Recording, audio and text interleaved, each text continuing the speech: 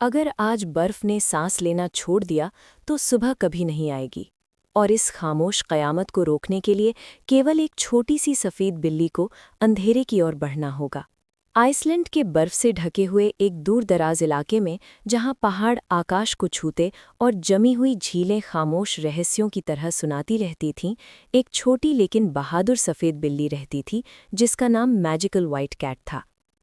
एक रात जब हवा असामान्य रूप से तेज हो गई और पहाड़ों की खामोशी में गूंजती आवाज़ें सुनाई देने लगीं, मैजिकल व्हाइट कैट ने जान लिया कि आइसलैंड की एक प्राचीन शक्ति जाग गई है, और अगर इसे नहीं रोका गया तो ये जादुई धरती हमेशा के लिए जम चुकी कब्रगाह बन सकती थी।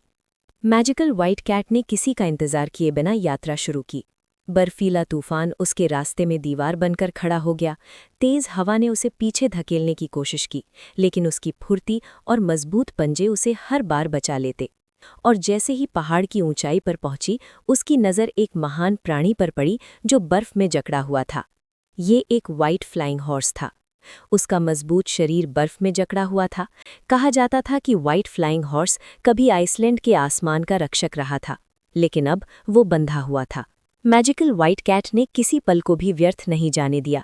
उसने पंजों और दांतों से बर्फ को तोड़ना शुरू किया। ठंड के बावजूद उसकी नीली आंखों में हिम्मत की रोशनी जल रही थी। धीरे धीरे व्हाइट फ्लाइंग हॉर्स आज़ाद हो गया। मैजिकल व्हाइट कैट उसकी पीठ पर बैठ गई और दोनों ने उच्च उड़ान शुरू की, बर्फीली घाटियों और झीलों के ऊपर, आसमान के करीब। लेकिन साहसिक यात्रा अभी खत्म नहीं हुई थी। उत्तरी पहाड़ों से एक काला बर्फीला तूफान उठ गया, जो आइसलैंड की जादुई ऊर्जा को निगल रहा था। हवा इतनी तेज थी कि व्हाइट फ्लाइंग हॉर्स की उड़ान लड़खड़ा गई। नीचे झीलें टूट रही थीं और पहाड़ कांप रहे थे।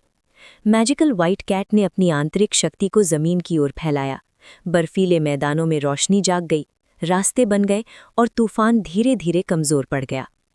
उनके सामने एक प्राचीन जमी हुई फव्वारी थी, जो आइसलैंड के जीवन का स्रोत था। व्हाइट फ्लाइंग हॉर्स ने अपने मजबूत खुर जमीन पर रखे और मैजिकल व्हाइट कैट आगे बढ़कर फव्वारे को छुआ। जैसे ही बर्फ टूटी, नीली रोशनी आकाश तक उठ गई। तूफान बिखर गया और धरती ने एक गहरी सांस ली। व्हाइट फ्लाइंग हॉर्स ने आकाश में चक्कर लगाकर आज़ादी और शांति का संदेश दिया, और मैजिकल व्हाइट कैट बर्फ पर बैठ गई, थकी हुई लेकिन संतुष्ट। उसे पता था कि ये केवल एक अभियान का अंत है, क्योंकि आइसलैंड में साहसिक कार्य कभी खत्म नहीं होते। और जब भी रात के सन्नाटे में पंखों की सफ़ेद चमक और बर्फ पर कदमों की खामोश आवाज़ सुनाई देगी, सब जानेंगे कि मैजिकल व्हाइट कैट और व्हाइट फ्लाइंग हॉर्स अब भी इस जादुई धरती के रक्षक हैं।